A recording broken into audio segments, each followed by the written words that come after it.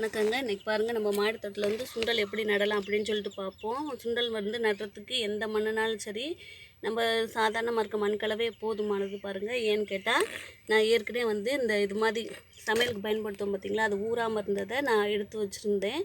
இது அடுத்த நாள் வரையில் ஊறும். அதனால் அதை வந்து வேஸ்ட் ஆக்க வேணாம், இதை தூக்கி போட முடியாது பார்த்திங்களா. அதனால் இதை அப்படியே வச்சுருந்தேன். இப்போ வந்து இதை நட போகிறேன் பாருங்கள். ஏன்னா ஏற்கனவே போட்டு விட்டேன், அப்படியே தான் போட்டு விட்டேன், நான் நடக்கூட இல்லை.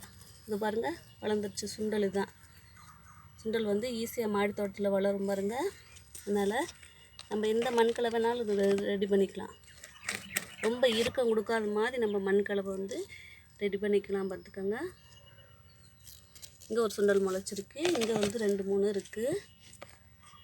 அதனால் இந்த க்ரோ பேக்கில் போட போகிறதில்ல. அடுத்து கீரை க்ரோ பேக் இருக்குது பாருங்கள். இதில் வந்து ஏற்கனவே கீரை இருக்குது, பச்சை மிளகா செடி இருக்குது, அடுத்து வந்து வெண்டைக்காய் செடி இருக்குது. இது மாதிரி செடிகளில் வந்து நான் போட்டு விட போகிறேன் பாருங்கள். இந்த இடம் இருக்குது பார்த்திங்களா, சும்மா அங்கங்கே 1-2 போட்டு விட்டால் போதும், அதுவே வளர்ந்துரும் பாருங்கள். இப்போ ஒரே க்ரோ பேக்கில் நம்ம வந்து 2-3 நம்ம வந்து அறுவடை செய்ய முடியும் பாருங்கள். இப்போ வந்து கீரை அறுவடை முடிஞ்சோடனே அதை கட் பண்ணி எடுக்குவோம். அந்த கேப்புக்குள்ளே இது வந்து கொஞ்சம் விளைஞ்சிக்கும் பாருங்கள். இப்படி லேசாக போட்டு, ரொம்ப ஆழமான போடக்கூடாது, லைட்டாக போட்டு இப்படி மூடி விட்டுடணும். இந்த வெண்டைக்காய் செடியிலையும் போட்டுடலாம். இல்லை நாங்கள் காய்கறி செடியில் வந்து உரமெல்லாம் நம்ம வெளியில் போட்டுறதில்ல, நம்ம வெஜிடபிள் வேஸ்ட்டு தானே நம்ம ஊற்றுறோம். அதனால் நம்ம தாராளமாக போட்டு விடலாம். இது ஒரு வெண்டைக்காய் செடி.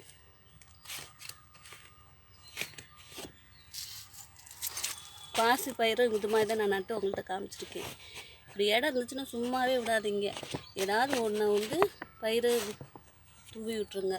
இல்லாட்டி கடுகு இருக்கா, கடுகு கீரையை கூட கடுகை போட்டு கடுகு கீரை வந்து சமையலுக்கு யூஸ் பண்ணால் சப்பாத்தி கூட செய்யலாம். இதனால் ஒன்று போட்டு விட்டோம்னா நமக்கு வந்து இது விளையும் போது அதுவும் சேர்ந்து விளைஞ்சிடும். ஒரு க்ரோ பேக்கில் நம்ம வந்து 2-3 நம்ம உற்பத்தி செஞ்சுக்கலாம். பாருங்கள், இங்கே கூட ஒரு சுண்டல் செடி இருக்குது. இப்படி நம்ம ஈஸியாக வந்து மாடி தோட்டத்தில் வளர்க்க முடியுங்க. அவ்வளோதான், நட்டாச்சு. நீ வந்து இது வளர்ந்தோன்னே நான் காமிக்கிறேங்க. தேங்க்யூங்க.